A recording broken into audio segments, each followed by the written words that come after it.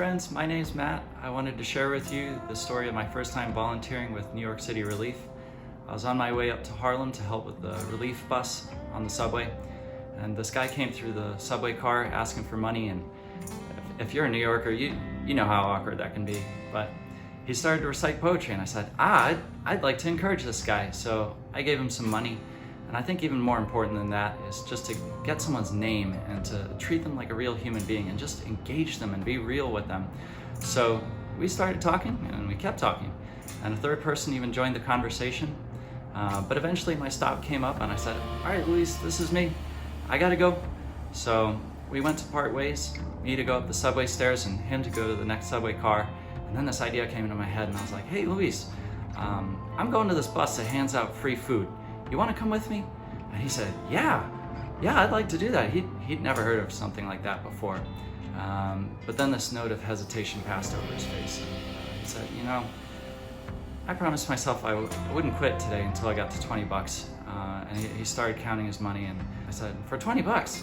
Come on, I'll give you 20 bucks. Come on, let's go. And he was just so excited. He was so grateful and so thankful that somebody would be generous with him and just notice him and help him. He could barely get his question out. And as we were walking up the subway stairs, he said, Matt, there's something different about you. Where's this drive come from? Why do you want to give? Why do you want to volunteer at a time like this? And I said, well, I was raised if you've been given a lot, you should find a way to pass it on to others. Moreover, when I was 14, I prayed to receive Christ in my heart, and I've been different ever since. And it seems like God had been working in his heart for a while, so we just started talking. We talked on the walk all the way there, and then when we got there, we talked for another 10 minutes. I said, hey, Luis, life must be pretty tough on the streets right now.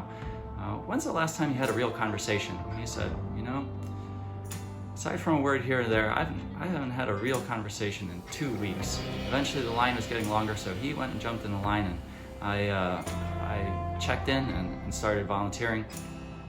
But when he came through the line, he got to me and he said, hey Matt, I've been thinking a lot about it. I really want what you have. Would you pray with me to receive Christ? And I was like, yeah, of course I will. Come on, let's go right over there. Come on, let's go. And we stepped aside and I said, here's the thing. God is a real person. He loves you. He wants a relationship with you, and he wants to spend time with you. So let's pray together. Repeat after me. And we prayed right there to receive Christ. And let me tell you, friends, the transformation was instantaneous. He was so full of joy. He was beaming with joy. He was overflowing with joy. He was so full of joy, he said he didn't want to ever leave. It felt like his feet wanted to just stay there. He said, when I started this day, I had nothing but lint in my pockets, and I was bitter in my heart towards all the people in their comfortable apartments who weren't doing anything. And now I realize there are people out there who want to help, people like you who are going out and helping others. And more importantly, I know there's a God out there and that he loves me. Friends, I've always heard that God moves most greatly when you step out to help. In my experience, that's absolutely true. So if you're like me, during this time of COVID, and you're working from home, and maybe the worst thing is you're just a little bit bored, just remember this. There are people out there right now especially who need your help, who need you to help them. So I would greatly encourage you to get plugged in.